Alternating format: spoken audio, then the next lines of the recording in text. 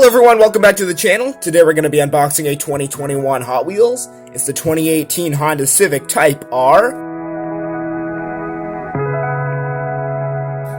And this is from the Hot Wheels J Imports, number 6 of 10. It's a very cool casting.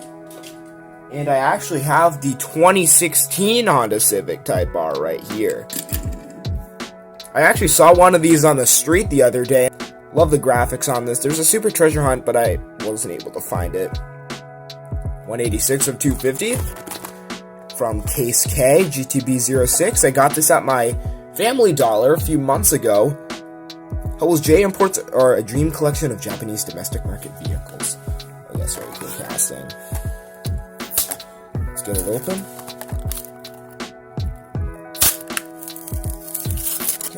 No, not another terrible open. Just tearing on the sides. Great spinning wheels though. Look at that. Cool casting. Loving the colors. This one looks so cool. Blue chrome wheels, HKS Hipermax on the side with those blue, purple, and red tampos. I love all the colors on this. You can see the painted headlights also.